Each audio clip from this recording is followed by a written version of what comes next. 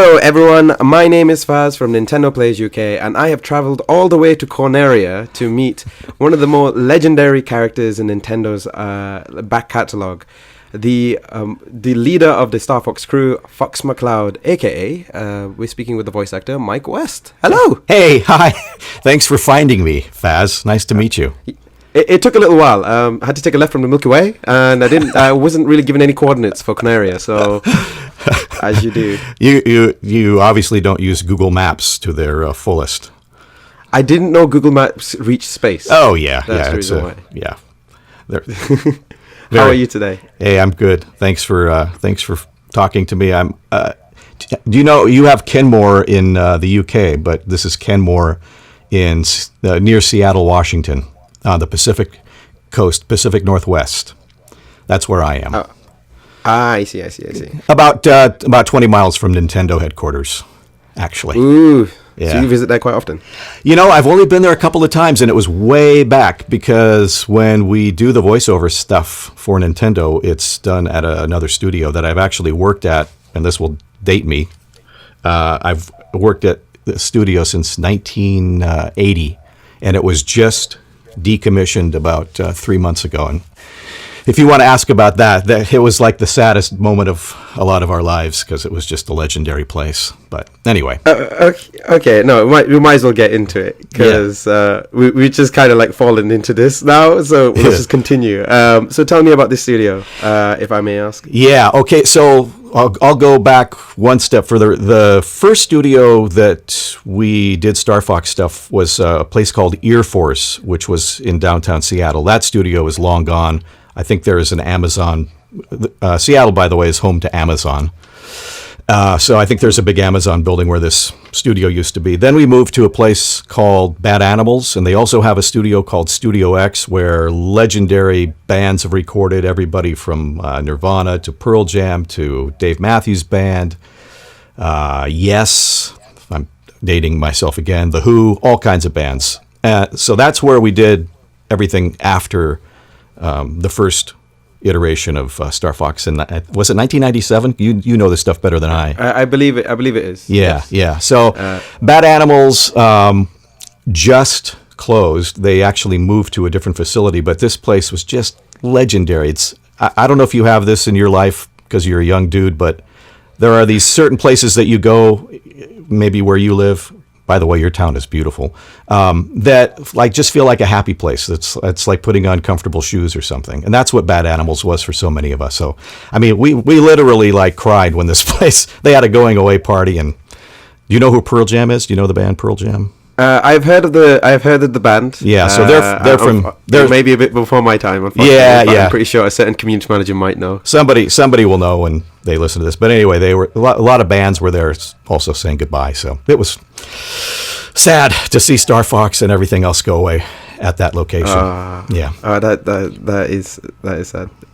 So this location is where you first recorded Starfox, right? So how did that exactly begin? Yeah, it was a long time ago. So let me think about this. You could say it's a galaxy far, far away. That's plagiarism. Might be copyright. Yes. So I don't know if you know this, but I was a radio announcer. That's how I started doing all this voice work stuff. I started in radio when I was in high school, and we actually had a radio station at our high school, which was pretty cool. So anyway, that was my career. And like the day after high school, I got my first radio job. It was kind of unprecedented, and then I just I worked in Seattle and Los Angeles, and we used to do these kind of. Do you know what Saturday Night Live is? Do you get that in the UK? I know what it is now. I didn't have it when we were kids because that show didn't show up here in the UK. I'm just trying to think of what in the UK is kind of similar. I mean, I would say the Graham Norton show, but that's more of a talk show. I know what it is. Maybe like Monty Python. It was wacky skits and So anyway, we used to do that stuff on our little radio show. I did morning radios, and it caught on, and a lot of people kind of dug what we did. So anyway, I think Nintendo people in Redmond heard these little voices I used to do, and somebody called me up one day and said, "Hey, do you want to try out for this new game?" And I said, "Okay, whatever, I'll I'll show up." So I think what happened was I actually went to Nintendo. I just sat in some conference room, and they handed me this script, and I think I did sign an NDA. And they said, "This is some new game we're working on. It'll be the first game with full dialogue and 3D characters. It's pretty groundbreaking." And I think they even mentioned something about a rumble pack, which I didn't know that was like haptic feedback. I just said, "Wow, rumble pack, cool." So I read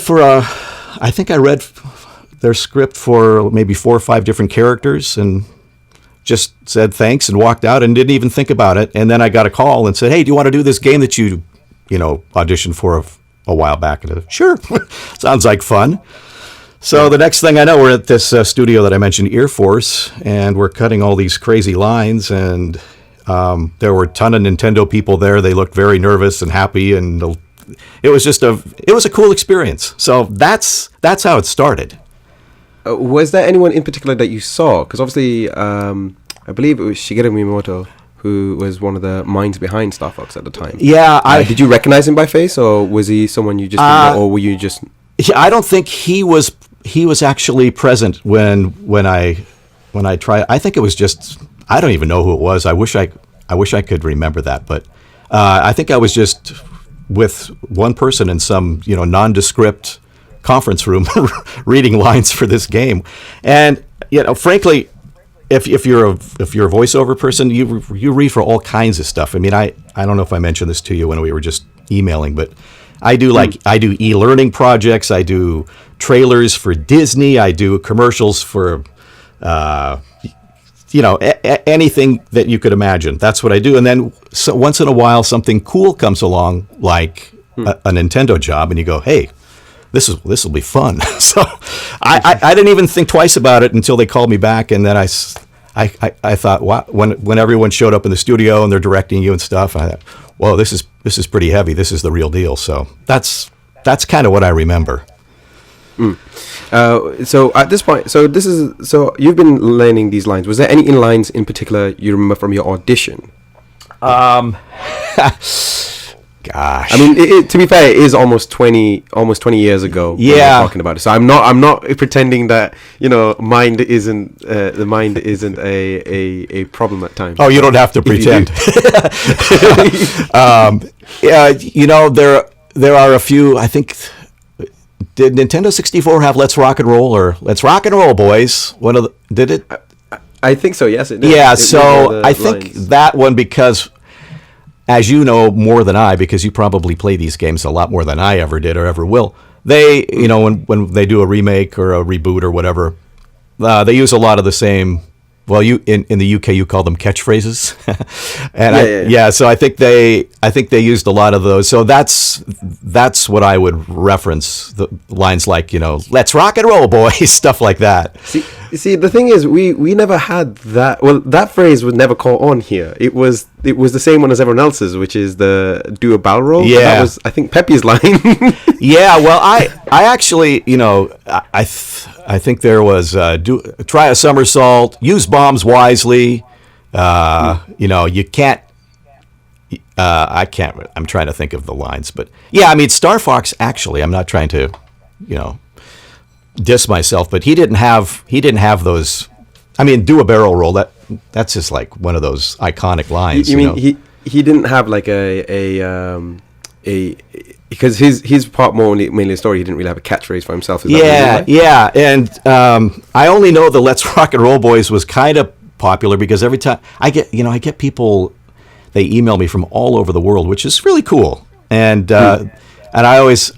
they send me a poster or something or artwork they did, and I don't want to screw it up and ruin it. So I always ask them, what would you like me to write on there specifically that. And invariably, it's "Let's rock and roll, boys." That's the line. So that's why I thought of that line.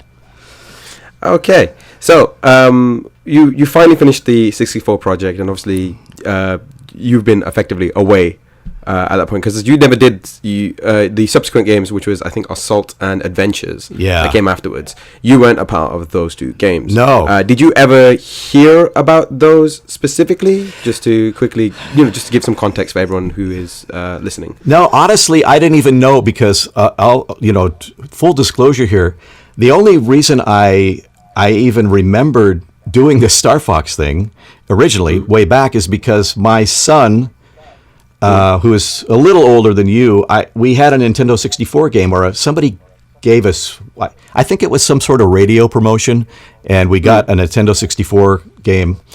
And Starfox, and let's see, what other games were there? There was like a surfing, shucks. I can't remember. That came with three games. Yeah. And one of them was Starfox, and this is no kidding. The game was upstairs in what we call a bonus room here in America. It's just this big room where the kids played. And so I go upstairs, and my son's up there with his next door buddy and a couple other neighbors in this neighborhood. And they're playing this game, and they're going, "Oh, this is cool." And all of a sudden I hear myself say one of those lines. And I thought, wait a second, that's the game. Because Nintendo, I didn't know it was coming out, or, Yeah. My life was kind of going at a fast pace because we were, doing a radio show. So that was just like icing on the cake that game came out. But anyway, I learned about it because my son was playing it upstairs. So, wow, that's pretty cool. Okay. And yeah, so that is pretty cool. I mean, that's always surprising. I know now, obviously in the time of social media, it's much more easy to be like, oh, this game that I did came out, go check me out. But obviously back then it would have been much harder to know when a release date would be, wouldn't it? Yeah, I mean, we didn't have social media like we do now, and maybe Nintendo would have emailed me or something, but if we had email back then, but I don't even think that was the case. I think they just said this game will be coming out in 6 months or 8 months or whatever, and I thought, cool, thanks. And that was about it, No, that's really interesting to hear. Because so during our correspondence, before I forget, you said that you had been in Liverpool. Was it around Liverpool in the UK? Was that did I get that incorrect? No, not at all. So when was this period? Was this during the period while you were working in America, or was yeah. Okay. So what happened was, Paul McCartney, Beatles. The Beatles, yeah. Yeah, I know what the Beatles are. Yes. So when I was a little punk, I started really getting into the Beatles. I loved everything about them. I loved the music. I loved their instruments. I loved the way they looked. They were funny as hell. They just kind of had the whole meal deal, So I was pretty obsessed, and they were actually one of the reasons I got into radio. And just like, I'm sure you have people, you go, God, someday I want to meet, I don't know, Justin Bieber or Shakira or somebody like that. I don't know who it is for you, but for me, I don't know about Justin Bieber. That's a definite. I just don't know about him. I was almost being sarcastic there. So, I thought, like every kid at that time, I thought someday I'm gonna meet the Beatles someday. Well, it kind of happened. So I got into radio, and somebody asked me, I don't know, again, my brain is kind of sketchy on this stuff, but somebody approached me and said that Paul McCartney was doing a tour and they need somebody to do their radio commercials. Back then they used to do a lot of radio commercials for concerts and stuff. Now it's just, on Twitter and Facebook and Instagram. So anyway, I ended up cutting commercials for one of McCartney's tours, like August 19th, Paul McCartney and Wings live, that kind of a thing, And then the next thing I know, an album's coming out, and I get invited to Los Angeles to have lunch with him and his family at this kind of gathering in another legendary studio that the Beach Boys and all kinds of people recorded at in LA. So there I am having lunch with McCartney, and that's pretty cool. So that did happen. And then later on, he came to town, and somebody asked if I wanted to interview him before his show. So I ended up hanging out with him for 3 hours before he went on stage. And during that little chit chat, I got to back up a little bit. My son's a musician. And at this time he was just graduating high school, which would have made him 17, 18 years old, something like that. Yeah. Yeah. And I mentioned just offhand to McCartney, I said, my son has interest in going to your school in Liverpool. It's called LIPA, the Liverpool Institute of Performing Arts. It's kind of a famed school. They teach business there. They teach recording engineering. They teach directing. They do a little of everything. So McCartney, being a nice guy that he is, and he really is, I love the guy. He goes, so let me take your name and let me take your son's name, and my son gave me specific instructions if this came up in conversation that he didn't want any help getting into the school because it's really hard to get in. So fast forward, my son did get in. Yeah. And the day after he graduated from high school, we moved him to Liverpool for a year to go to this school called LIPA, where he got his recording engineering degree. And so we went and dropped him off there and went, I think, a couple times when he was actually going to school. And then, so that's how I went to Liverpool. But I also, do you know Abbey Road Studios? Yeah. So I did get to work out of Abbey Road Studios in London for a short time, doing a radio show. So I have been there we've been there a number of times. I love the UK. Our whole family loves the UK. So that's how Liverpool came about. Okay. So this predates the Starfox stuff, but I guess technically speaking, now that we know this. Yeah, no, actually, it doesn't. This was after Nintendo 64. Yeah. Oh, okay, cool. Yeah, This actually makes things even better now. This actually makes things even better because now, technically speaking, you are, I guess, technically an honorary member of Nintendo Liverpool and Nintendo London and Switch London. So you're part of those communities. This is better than being knighted. At least now, the Liverpool and London groups can say, "Hey, Starfox used to come here." The voice of Fox McCloud. Fox McCloud is officially, I say officially, in the most community sense of officials, part of our community. All right, so now we can fast forward. So we've actually timestamped this quite well because we've gone from where you began from in '64. We've gone from your a slight detour to Liverpool. Shout outs to that community there, and of course now we're going to be coming back. So you've come back into the Nintendo 3DS, and this is when the remake was being put into place. So how did you find out about the remake, if I may ask? Somebody just contacted me from the studio that we mentioned, Bad Animals. There's this lady that kind of runs the place. Her name is Wendy, and she said, "Hey, Nintendo's doing this new project. You never really know what it is because, like you alluded to earlier, you do sign a lot of NDAs with companies like that." So she just said, they're doing this thing. You never get a script in advance because they're worried about it getting out. So you set a date, you show up, and there's people from Nintendo. Some of them you've met from the past, some are new people. And then you just sign a deal and you get in the studio and put on the headphones and start going. That's kind of how it works. So I didn't know anything about the game beforehand. I just knew that something was up. And I thought, cool, this will be fun because it's always Nintendo is the coolest company to work for. They are so nice and so dedicated and so passionate. It's just an absolute gift. I mean, if I had one line in a Nintendo game, I would be happy. But to be some character that people seem to dig, it's just that's icing on the cake. So there you go.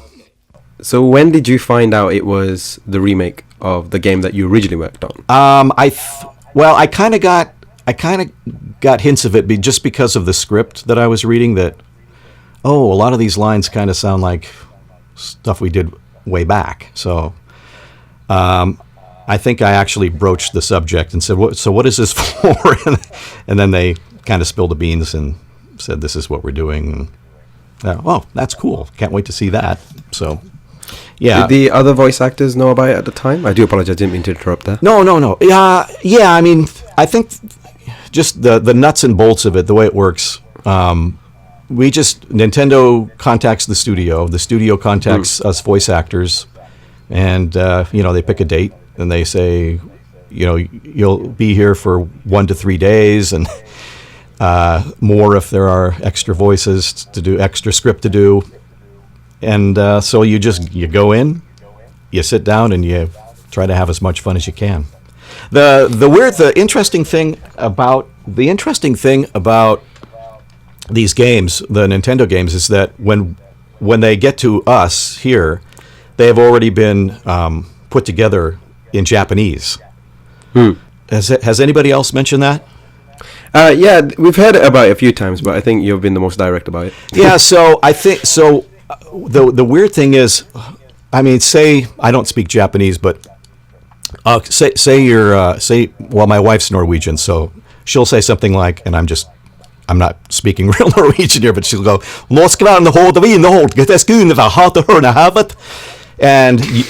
and then the actual thing in English is like, hi, how are you? You know, it's either shorter or longer. So what happens in these games that are translated is, so they don't have to go back and screw the whole game up.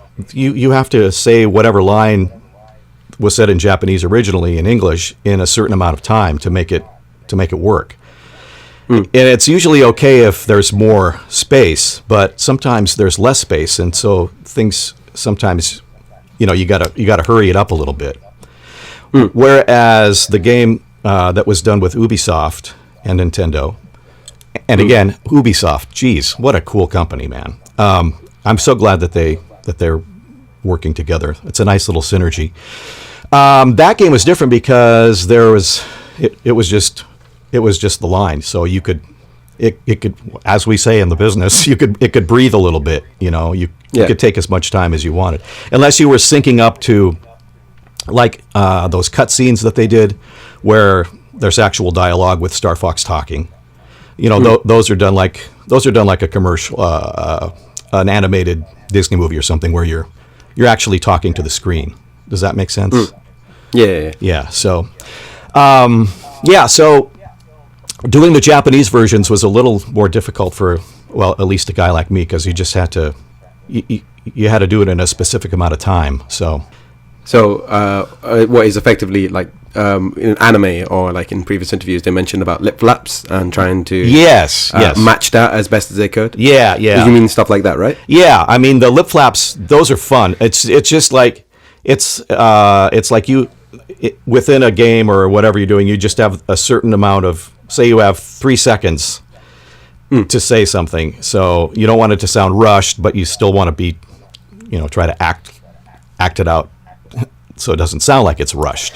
So that was a little challenge, at least for me, because I'm me. Yeah, that's fine. Was there any particular favorite lines that you loved to revisit, aside from the rock and roll one? Because obviously that's cheating if I say that one. Gosh, I'm not the kind. I don't go back and think about that kind of stuff too much. Just you don't. I don't. I don't know why. I don't know. I thought maybe it would just be kind of like, I'm so cool. I did these lines for Nintendo that I didn't. That makes sense. That's okay with me. I didn't write them. I didn't think of them. I just was lucky enough to say them.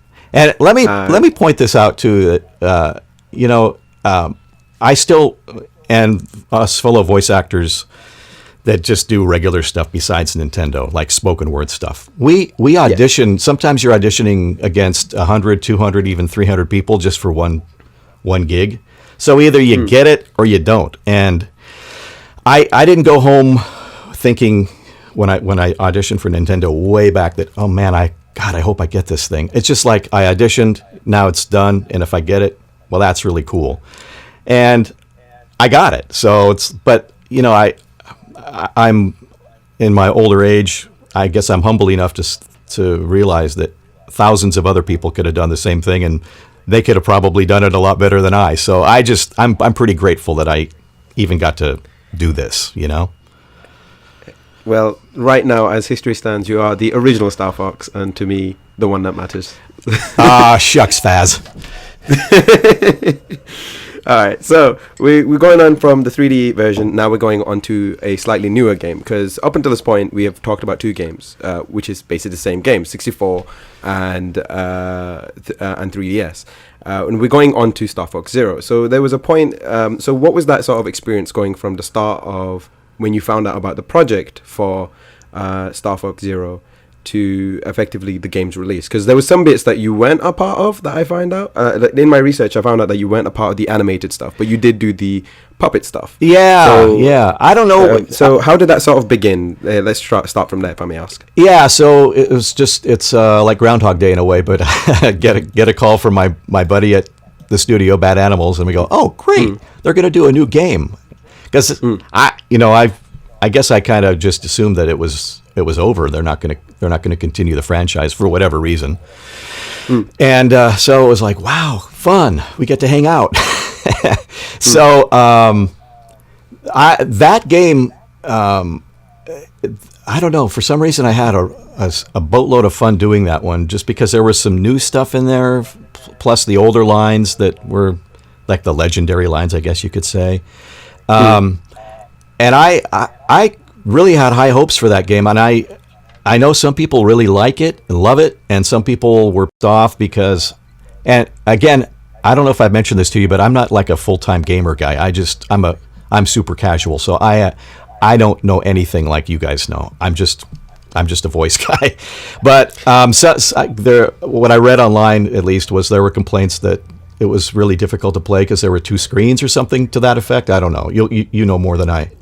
We know exactly what you're talking about. It was just something that because of the way the Wii U gamepad was sort of set up, it was a little bit difficult to get used to. Yeah. That's all it is. And it was a cool effect, but it may have needed more tinkering, if anything. So that's all it is. Yeah. So it's just weird. How decisions like that are made, or whoever makes them, and I mean, I always give kudos to people that are trying to do new and different stuff rather than the same old, but I guess from what I read, it's like some people just wanted to play it the same old way and not have to work so hard to play a game or something to that effect. I don't know. I mean, let me ask you. I'm turning the tables here, but whatever they did that kind of take away from your pleasure of playing the game, or what? There's a lot of like background that I personally have with the title. Oh. But what that means to say is I got used to it because I knew exactly what I was doing. Oh. I had a lot of practice with doing it. Okay. Because with some of the stuff I do, I had to demonstrate that. It was a lot more easier for me. But I, as a person, I studied game design as well, so I can wrap my head around it a little bit easier. I see. And when it comes to controls and explaining it to someone else, I can explain it to someone else. But that doesn't mean to say that everyone will have the ability to have someone on the side to teach them how to play and how to appropriately handle such games. I think Star Fox Zero is a bit of an underrated game, in my opinion, personally. But I don't lambast anyone by saying, oh no, just because you didn't like it means your opinion is bad. It's just a case of, oh no, well, I can understand that you might want to play it the old way, and that is the way I kind of went about it. Interesting. So. Well, and also you know, because do you review games as well? I mean, is that part of your game? No. I like I said, I explained that a bit more in post, so it'll be outside of the interview stuff. So sorry, people who may be asking these questions in the comments. Oh, I will not be answering that question right now because I do not want to get some people into trouble or get myself into trouble. Okay. So you're. This is getting very interesting. Maybe I'm falling into some sort of trap. No. No, but here's another thing that I've also noticed in just reading, especially for some reason, reviews about games. Somebody that has some sort of clout will say something like, a game is repetitive. This game is repetitive. Or they'll just say something to that effect. And then every other reviewer will say the same thing. And I don't know if it's just to be like cool or... But is that kind of a phenomenon with guys that review people that review games? It's like somebody will say something, and then the rest will go, yeah, that's it. And then all of a sudden, then it taints everything that the game maybe actually was in reality. I don't know. Do you know what I'm getting at? I know what you're talking about. We are going slightly off topic, but to humor. The idea ends up being when you see one reviewer and they say the exact word that sort of says, this exactly reflects how my experience. That's usually what a reviewer would be doing. So if a lot of people feel that way, it's just more like that there has been a case of that being the thing.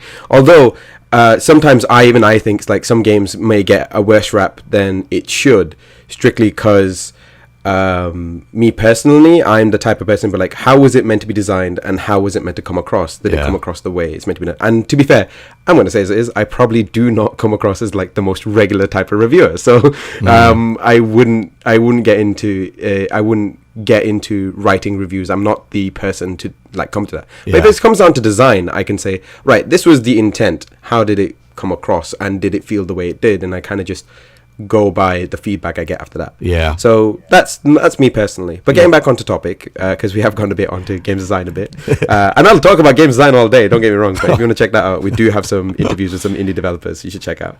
But yeah, going back to the main point, voice acting. Yeah. So that. Obviously, that thing that you did.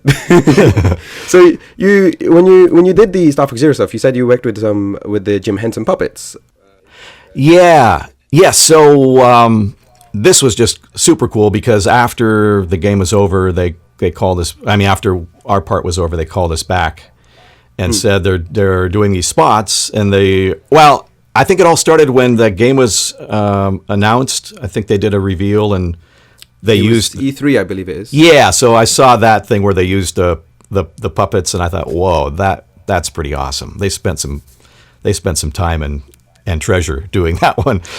And then so after that, and then we voiced the game a few months later or whatever. I can't remember the timeline, but somebody called us back and said, we're going to do some spots for the game. Would you like to be in the spots? And yeah. So we went into this another studio actually in Seattle called Clatter and Din, which is a cool studio. And that's when, I think that was like the first time that or at least a few of us Starfox actors were in the same room. And so we actually try to match our lips to the puppets because all that stuff is already done. And then I saw the spots about 2 months later and thought, wow, those are just awesome. I was a Muppet for a moment. I mean, technically speaking, you still are. Yeah, I guess it will live in infamy. You still are. Yeah. I mean by the puppet, not by the insult. Let's just get that clear for everyone else in the comments. Okay, I'm not calling him. You bastard. All right, okay. So you got to be a Muppet for a little while. Did you actually get to see it in purpose? Did you see it in person? No. Somebody, I can't remember where they were. I think they were in New York or LA or something, and we were just watching on a live feed as the spots were rolling on a giant 4K screen. And have you seen it? Have you seen it in person yet? Yeah. Seen what? The puppet in person. No, I believe it's at the NYC Nintendo store. I'm not sure if it's still there, but it's definitely. Oh, it is. Well, that would be worth a trip to New York just to see that. No, I never have, but I thought, wow, man, that's cool. I think the only thing I have, I'm looking at it right now, my old studio is the Starfox little characters that they released for Zero. That's shrouded in plastic.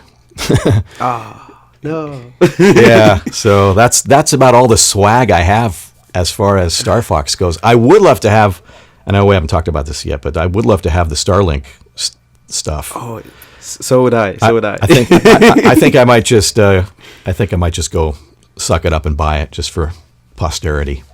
Hey, Black Friday is a thing. So, oh yeah, there was a few deals. I'm definitely telling you that one now. Damn it, if you missed it. Obviously, there's Christmas deals as well. So, well, maybe I'll hit up Nintendo the next time I see them. That's the least they could do. Do you know who I am? Wow. Okay. I do not recommend doing that. I never asked for swag or anything, but the cool thing is, and it's a total honor. Every time we finish a game or something, they have a bunch of posters, and in this case, they had the clip-ons for, what do you call them, that go onto Switch? The R-Wing and stuff. I don't know what's. Oh yeah, I think so. What the official name is? Anyway, they had me sign all that for the whole crew at Ubisoft, and I thought, wow, that's cool. So that kind of stuff makes you feel really good that somebody actually wants your autograph after you work for them and they pay you to do a cool game. So there you go. So we're actually coming up to the final part right now, at least for my part of the interview anyway, which is Starlink. So how did Starlink begin for you? Because obviously, I'm pretty sure it's the same thing. You're at this point, an audio director decided to contact you or to audition for a part, or was it that? because they knew you were the voice of thing, because there was a bit of a heavy emphasis on they brought back the original cast.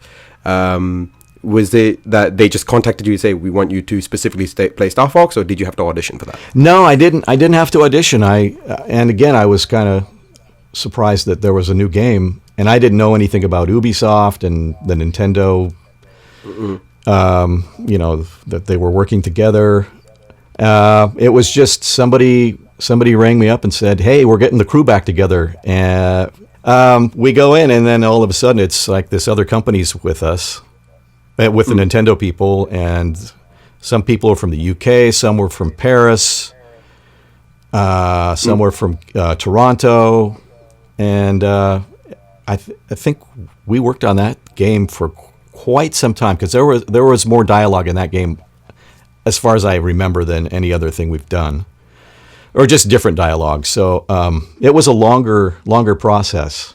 Was it different working with, because I'm assuming this was a Ubisoft-led project, so was it different working with Ubisoft and Nintendo? It was sort of like that, but they actually worked together, and they would both, the people from Ubisoft and Nintendo would kind of co-direct, which I thought was very cool, because they were on the same page. I mean, there was never like, no, we should do it this way. No, we should.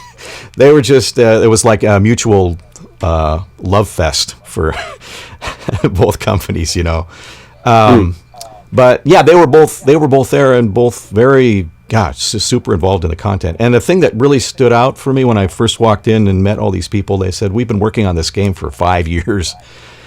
And I, wow. Yeah. And so I thought, boy, we better get our together and do this, do this proud for these guys. So, I mean, I just do what I do, and it's like this crazy little, almost cartoon character that Starfox is. So it's like, I just want to do justice to all the hard work that these people do. And that's why I kind of mentioned about reviews and stuff. It's the same with music. Somebody will spend 3 years working on a record.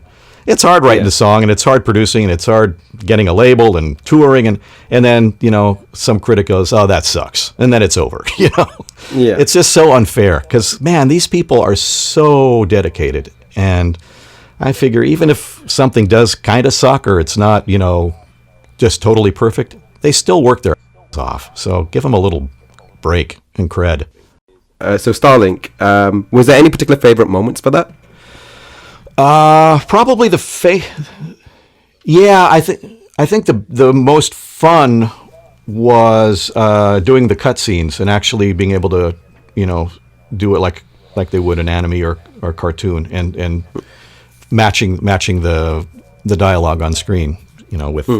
So that was cool, because we didn't really get to do that much of that stuff with previous Nintendo games.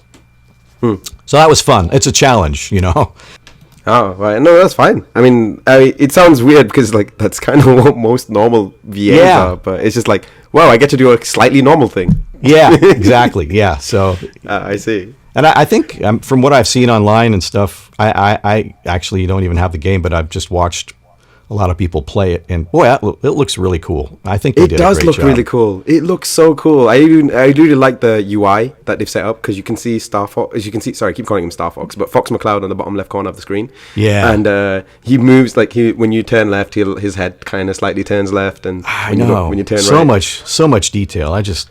These. A lot of people have enjoyed that. A lot of people enjoyed that strictly because that Fox McCloud is in it, and I'm thankful that you are a part of that particular legacy as well. Yeah, thanks. I am too. I'm really proud. Speaking of legacies. Yes. So now we get on to Super Smash Bros. For the Wii U and for the Nintendo 3DS. So obviously, there's a lot less dialogue in this, because it's not as big. It's not a dialogue-heavy game. It's a lot of grunts and so on and so forth. So I can understand that. But your character, the character you voice, that you finally get to return to voicing, has now entered the echelons of characters that have been introduced in Super Mario. Super Smash Brothers. So what was that like for you, and what did you know or didn't you know about that particular game? I never realized until I have a nephew that's a gamer. He has like every every box you could ever imagine, back to Atari stuff. He's like retro games to modern day games. He said, "Do you know you're in this game called Smash Brothers?" I don't know what Smash Brothers is. I honest to God, I didn't know about the game or what we were even doing when that came out. This is how naive I was. I just thought it was like another Starfox game or like an add-on to a. I didn't know it was this. I didn't know this game was as huge as it is. It is a big game, right? It is a very big game, and there's another one coming out in a couple of weeks. Yeah. Okay. So yeah, well, we did that one too, and I can't remember exactly. I should have looked back in my emails and stuff, but we did that quite a while ago. So I don't remember much about it except, I think Starfox. My character wasn't as like. I don't know how to put this exactly, but not as cartoonish as the previous Smash Brothers game. He's more kind of almost like the Starlink game, where he's kind of a little more badass, I guess. He was more stoic in this game. So, have you heard of the joke that runs in the competitive scene for Super Smash Bros. Concerning Fox McCloud? No. Am I going to be? Am I going to get depressed? No. It's just more like, so the joke is that since Melee, so Super Smash Bros. Melee was when, I believe, 64 was when Fox McCloud was first introduced. But whenever they talked about a fair game in Smash Brothers, because it's become quite a competitive game since then, they only say the fairest way to have a game is to have Fox, no items, 1v1 in Final Destination. Have you heard of that before? No. What is that? You'll have to. The idea behind it is, so just to explain it, I'm pretty sure everyone in the comments is like, everyone knows what this is. And Can I just say, you guys live in a very strange world. That's just how gamers are. I know. So the idea in the competitive scene. So there's a competitive scene for Super Smash Brothers. It was not intended to have one, but it does have one. And the idea was, at one point in time, the only way you could ever play at your best in a Melee or in Super Smash Brothers Melee was, you have to play as Fox McCloud. You have to play it has to be 1v1. There has to make sure there's no items at all whatsoever. And Final Destination is the level that you use, because it's the flattest level and therefore has the same amount of I think is the kill box is the same amount of distance all the way around. So that was the reason why. Fox McCloud is, at this point in time, technically speaking, the most balanced character in Super Smash Brothers. So I just didn't know if you had ever known about this particular meme or this joke. No, because the guy that's playing it is imbalanced, so I never had. So you're saying this is a good thing, right? It depends on your perspective on this one. So crap. It's kind of been a running joke for a long time, if anything, and I think it's less the case now, but it's still prevalent, if anything. I just didn't know if you had ever known about this. No. So I hope everybody in the comments don't kill me for that one. Again, you're like, it's like you live in a whole different paradigm than I do. So I'm glad to learn these things, these little tidbits that you're spewing out here. If there's anything else you think Mike West should learn about Starfox, Fox McCloud as a character in all through his lifetime, please make sure you put it in the comments just so he can read them. Yes, you're never too old to learn. Never. Yeah. Okay. So, what's that experience like for you? Because I'm assuming you knew who the Super Mario Bros were when you were a lot younger. At least when you were voicing Fox the first time around, and you probably knew who Sonic the Hedgehog was at the time. Yeah. Oh yeah. So, what's that like, having your character being a part of this roster now? What is that? Has that changed for you, or do you just see it as, well, I just voice this character now? The older you get, and the more you've done stuff like this, the more you. Well, I'm just talking about me. Maybe somebody else is totally. I'm not jaded about this stuff at all.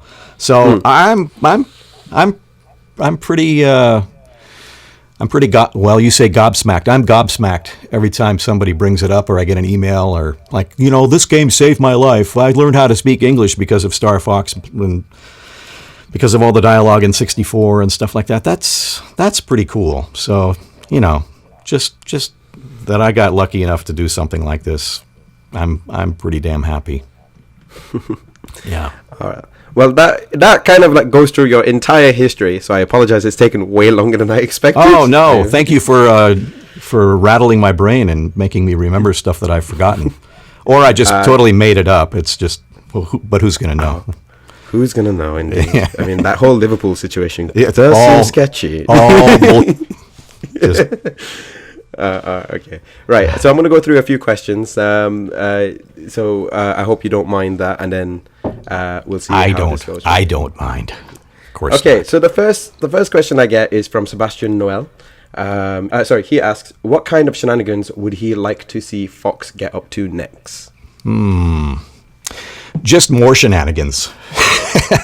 I don't care what kind of shenanigans. If they go on, I just hope that because of the Starlink game, especially, that there's new interest in doing another Starfox game and using the old Starfox dude me to do new shenanigans. So I don't care what shenanigan I do. I just want to do a shenanigan. I just like saying the word shenanigan. I noticed. That's a tongue twister, my friend. I would love to see more stuff that is like, if it was me personally, I would want to see more like back and forths between yourself and Falco's. Because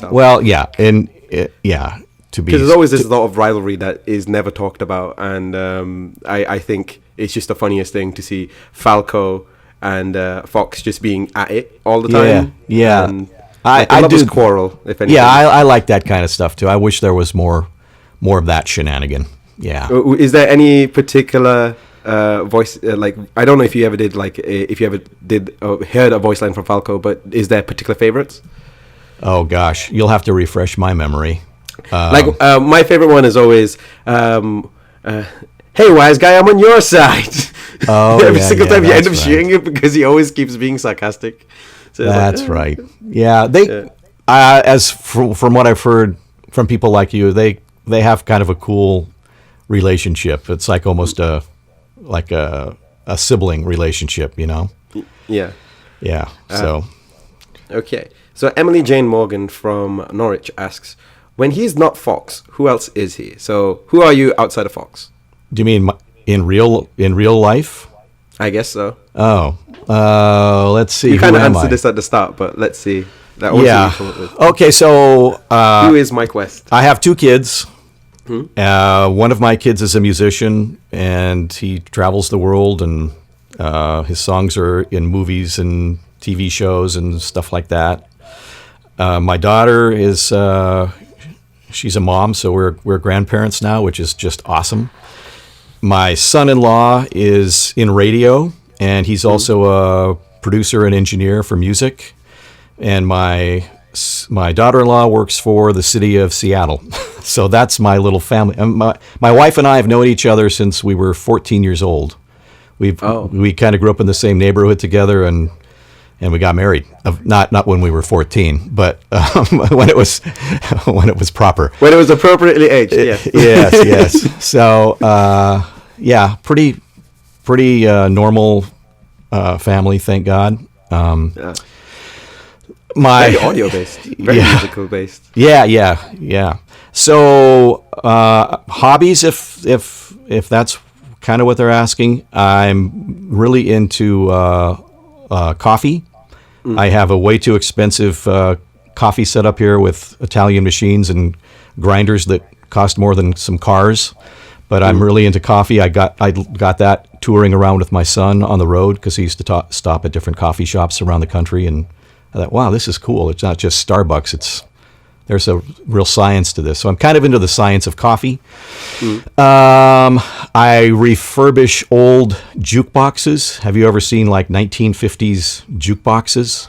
I do remember 80s movies having jukeboxes. Yeah, yep. So I'll even send you a picture of some of them. They're pretty damn awesome. I like to garden.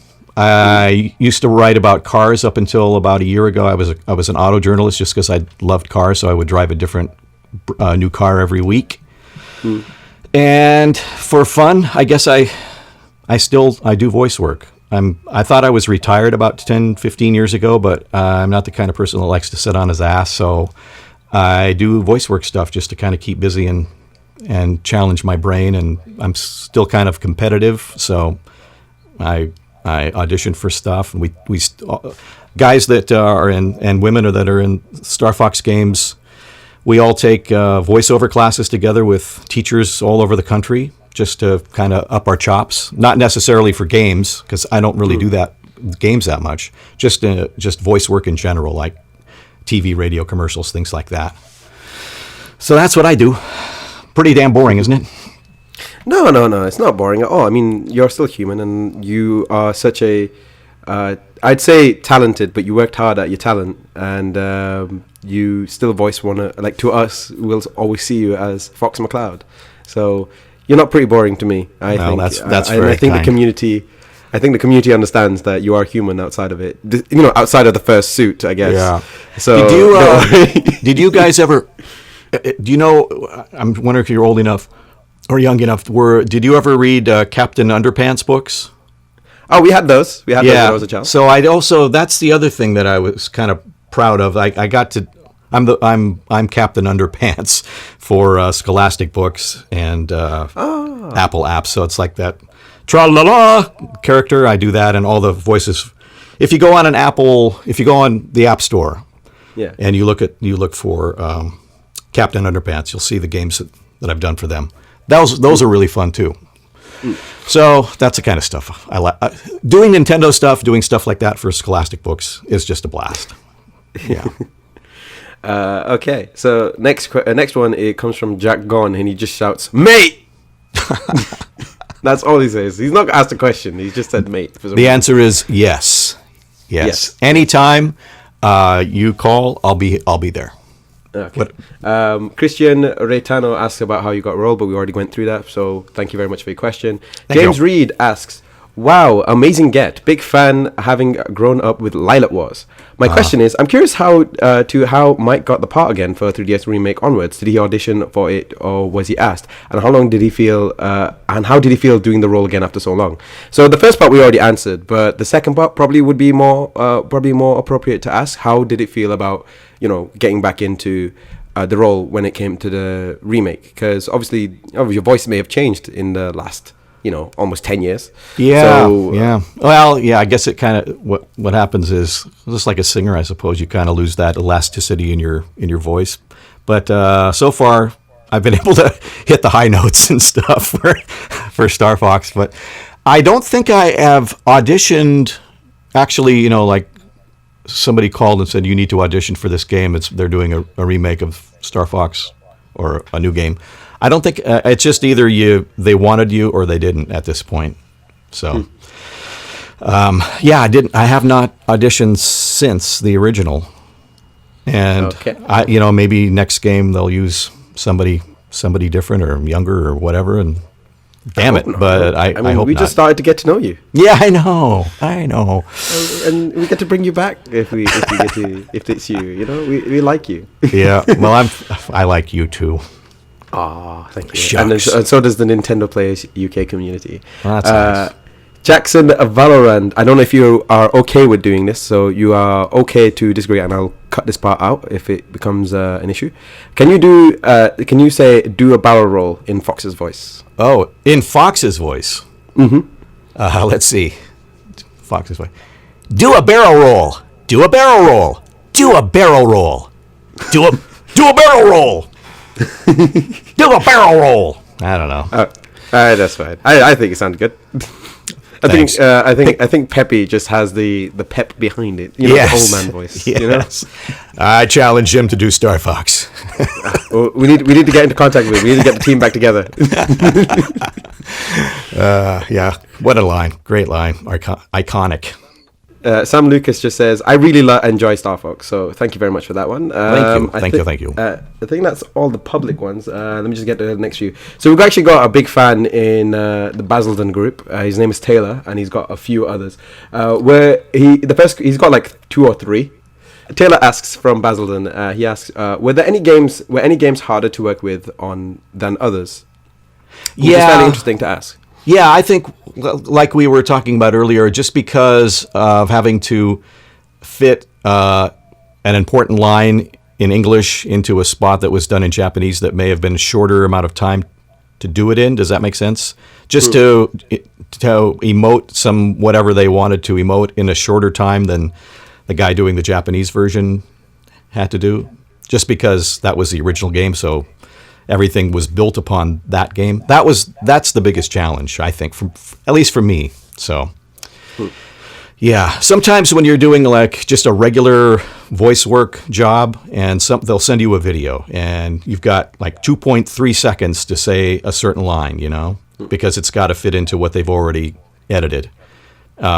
Those are tough, especially if the person that did it before had more time to, emote certain things and emphasize certain words, where you just have to say them in a condensed time and still try to get the point across.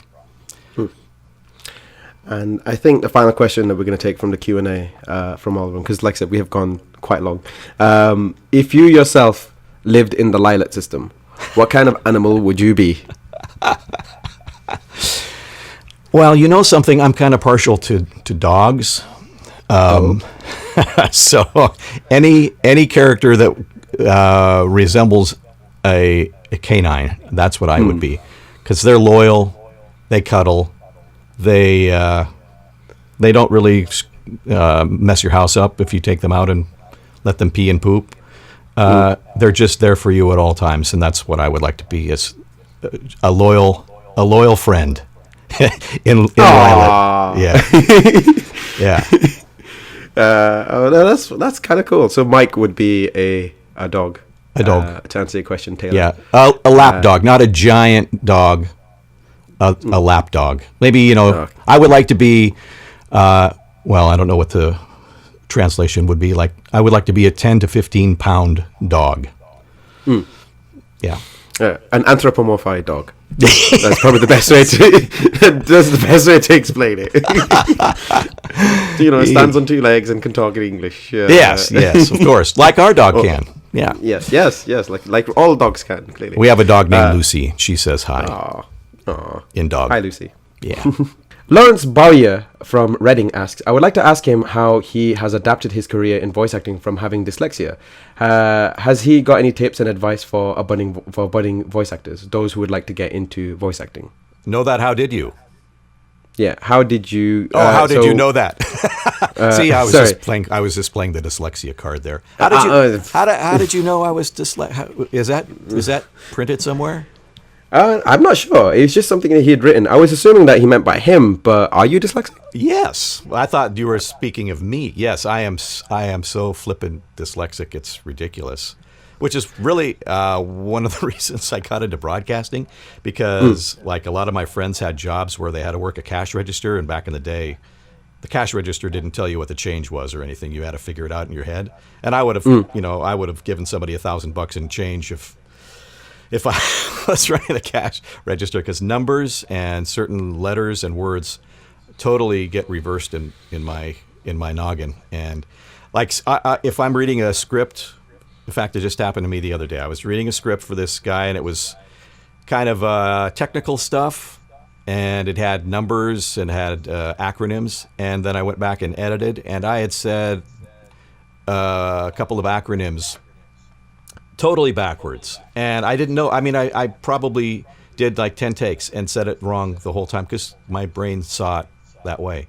And then when I actually hear it and I look at it, it's like almost slow motion, where the letters go and they come back into proper focus. It's weird. So anyway, what was that? What was that? So his question is, what his name is Lawrence. Hi, Lawrence. From Reading, and he's asking, do you have any tips concerning that particular aspect of voice acting? The only tip that I have that I've used that's worked is just reading and reading and reading. And if I am sending it, when I'm actually doing voice work and I have to send a file to somebody that's 20 minutes worth of stuff, I go back with a fine-tooth comb and reference. I have a script on my screen, and then I print one out, and I literally go almost word for word, just to make sure that I didn't do my dyslexia stuff. So it's just reading a lot, and It's kind of, you have to play tricks with your brain, and I did mention this earlier that I like restored jukeboxes and stuff, and like this particular jukebox I just did had maybe 300 or 400 different parts, and I put it all back together, and it was like the biggest accomplishment I've ever done, just for that reason, that I didn't screw it up totally, and it looked like Toontown in Disneyland or something. So it's a challenge, man. And when I was a kid, no one knew that word wasn't even used. I was just like, something's wrong with that. Something's wrong with him. And I thought I was like, I thought I was mentally retarded. I thought I had I thought I was way different than anyone else, because no one knew what it was. And then, I mean, I used to have to do summer school after regular school. I had to have a tutor that tried to teach me math, and nothing worked. And I got so behind. And then I found radio, and it was like, oh, I can do this. And I learned how to type, and that also helped, because I was actually typing out these words and seeing them as they were forming on the screen or on a piece of paper. Yeah. It's a weird thing. So if you have this dyslexia thing, my man, there are ways around it. And, you just have to find what works for you. I'm not a doctor, but that's my advice. I hope that helps, Lawrence. Seriously. Yeah. Call me anytime, right, Lawrence. We'll talk about it. We'll share war stories. Well, it's funny because back to Starfox in this dyslexia thing, because the guys the engineer that I work with a lot, he knows my dyslexia. And they will screw around with me, and if I say a line that's totally backwards, they'll actually put it in a scene with sound effects and stuff. He's that fast, and then he'll play it back. He'll go, let's have a listen to that. And I'd said the line totally backwards. And, well, it's kind of embarrassing. You got to have a I would laugh. love to see that, to be fair. I should have asked him I'm sure he's got it in his file somewhere, but... Yeah, so it's brutal. And if you want to be totally candid about this, it also does cause panic attacks. I've had like literal panic attacks in the studio, not for Starfox stuff, because it's a funny thing when you're doing a character besides who you really are. If you're just reading a regular script in your own voice and persona, that's harder for me, because then the words start getting more jumbled even, and then I have to like sometimes leave the studio. I can't even breathe. Yeah, it's brutal, but most people understand, and they give you a break, and then you come back and you finish the job. So, yeah, crazy, even at my age. Yeah. Well, you did a superb job with Starfox then, and with all the relevant characters towards that. So thank you very much for going through the trouble of that one. Hell yeah. Anyway, yeah, so I think that's all our Q&A questions. So, yeah, I think that covers everything. So, thank you very much, Mike, for joining us on letting me come to the Lylat System and, take residence in Corneria while I speak to you in what is evidently a very sci-fi-esque lounge room, I guess. Yeah. Well, Faz, if that's your real name, it was just really fun. I really appreciate it, and thanks for... like I said, rattling my brain and making me remember stuff that I may have forgotten. No, I mean... No PTSD or anything, just good stuff. Yeah. I'm glad. Yeah. So if there's anywhere, where can people find you if they have any more questions, or where do you want people to look for you on the interwebs? Yeah, probably the easiest if you just go to mikewestvoiceover.com. I think that's I'm so bad at this stuff. I am the worst self-marketing person in the world. I think it's mikewestvoiceover.com. That's my just, normal voiceover website where there's a demo of stuff I've done. And my email's on there at the bottom, I believe. Yeah. And don't worry, Facebook. It will be Facebook or I think it's Mike West Voiceover. Let's see what else. Oh, you can find me on Instagram too. But cool. It'll be all coffee pictures, because that's the only thing I post is pictures of coffee. Seriously, it's serious. I'm totally serious. Now, just imagine, everyone, that Fox McCloud drinks coffee. Do they have coffee on Corneria? I don't know. I'd like to think they do. Yeah, I'd like to think they do. I would too. Yeah. I mean, they definitely do it on Atlas. So Yeah, you know. yeah. Corneria cappuccino would just be delicious right now. Oh, now I want to see that. Yeah. I actually made a. I don't know. I'll talk about it after. With that being said, all those links will be put in the description. And as always, thank you everyone who submitted the question. My name is Faz. You can find a Nintendo Player group near you. You can also submit your questions for future interviews. On our Facebook page when it goes up. Alternatively, you can follow us on our Twitter at Nintendo Play UK, on our Instagram and Facebook at Nintendo Players UK. We do have a Twitch channel as well where we do a community stream, as well as we do many other things, as well as the groups around the UK.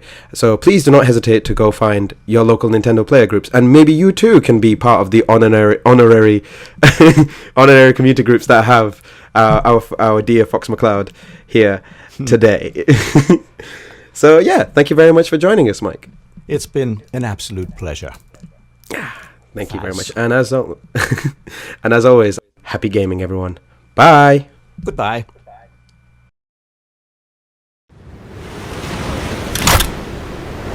Don't let a single one get away! Okay, so if you're wondering why the video is still going, everyone, it's literally because by the time this interview will have gone up, Super Smash Bros. Ultimate will have been released. Yeah, so can I just say, Faz, that this has been done in real time, and I've been on here for like what, 10 days now? I don't know. We've been waiting. I've literally stood in the same week. spot for 10 days waiting for this game to come out, just so you could do your little bit. Oh yeah. Sorry. I mean, look, space travel is weird. Okay, I cannot. I can't. It's I can't weird, control right. that. I can't control that. I have to take in. Look, if you think time zones are weird, try space travel. All right, just. I was Lightspeed's marginally weird. happy to wait this out with you. Okay, so we're going to ask a couple of questions about Super Smash Bros. Ultimate. It won't be a lot, considering that we cannot... The game, like I said, there's only so much we can go into without going to spoiler territory. So, I call this the very first one. So what was that like? So you've been brought back for Super Smash Bros. Ultimate, am I correct? Yeah, and I think the first time I did that game, I had no clue as to what it was or how big it was, or it was just like, wow, we get to screw around in a studio for a few days and do this game again. And then I started, looking around a little bit, and I mentioned my nephew is a big gamer, and he said, "Do you realize how big this game is?" And then he mentioned that there's a promo or whatever they do, that Starfox is the first person in the promo, and that, wow, I guess this is a big deal. So, yeah. Yep. You are leading the charge against the main villain. At this point in time, it does have a name. I just couldn't remember off the top of my head. I'll probably put it in the comments somewhere. If not, I'll just leave it as a surprise. With that being said, so when was the first time you were first contacted to do Ultimate, if I may ask? Gosh, I think it was I think it was over a year ago, at least.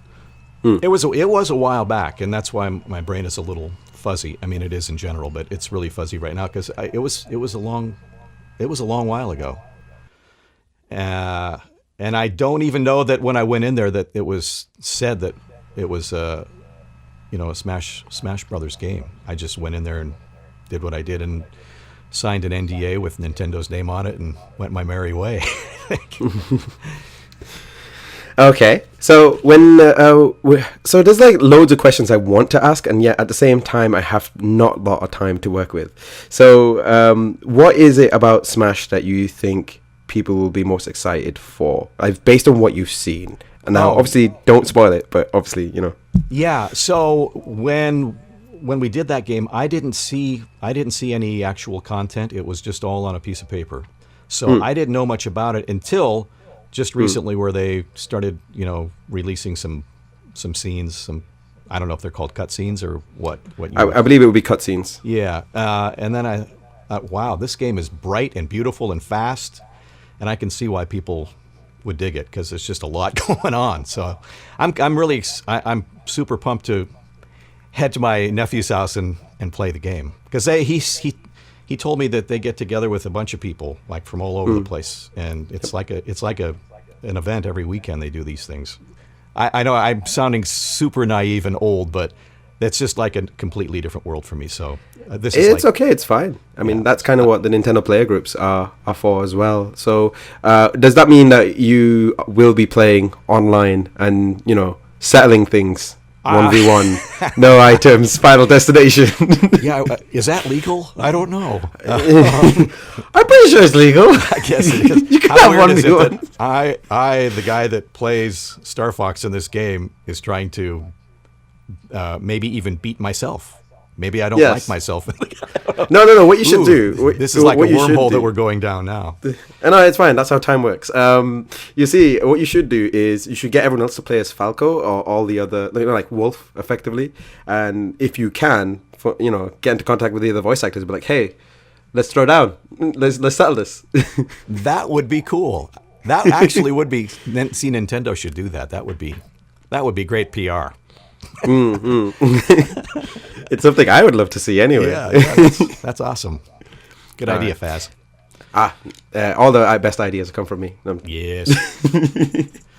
But yeah, obviously there's loads of questions we would like to ask, and we'll probably do a follow-up interview at some point down the line when the game's a little more fresh. But is there anything you'd like to add for the Nintendo fans in the UK you would like to? I'm just super excited that the game's finally coming out, and I think it's gotten a lot of early fantastic press, and they say it's going to be huge. And I'm just humbled and grateful that I'm even part of something like that. And I think that goes for all the people that do the voice acting and the animation. And I know that the Nintendo people are just, it's their life, and they love what they do. So if I can be a little part of that, man, I'm a happy camper. All right then. Well, hopefully we get to have you again sometime soon. Once I've figured out how this time travel thing works. Yes. You should. There's a movie called Back to the Future that kind of explains it, but I never. Oh yeah, but I think that might be before my time. Yes, it was before my time. If you go back to the future, you can probably find it on Netflix. Oh, that's how that works. Yes, okay, I didn't know they had Netflix in Corneria. It's fantastic even in the technology. system. Oh yes, we have everything. Yes. I see. All the companies. All right then. Once again, thank you very much, Mike, for Thanks, Faz. everything. Really nice to meet you. The pleasure was all mine. Seriously. Well, we can argue about that for a while, but we could. We have a long journey back. Thank you. All right. Thank you again, and thank you for everyone who's been listening for almost an hour and a half, And hopefully you guys have enjoyed this interview. If you do have any more questions, put them in the comments. We'll try to get that sorted out as soon as we can. But in the meantime, and as always, happy gaming, everyone. And once again, we'll see you guys soon. Bye. Let's rock and roll, boys. Thanks for watching, everyone. Don't forget to subscribe if you want to see more content like this. You can find me on TikTok, Twitter, Instagram, and we do live stream a lot on Twitch. It would be super helpful if you do share the video. And as always, and remember, I hope you guys have a very wonderful and happy Faz Day. See you next video, everyone.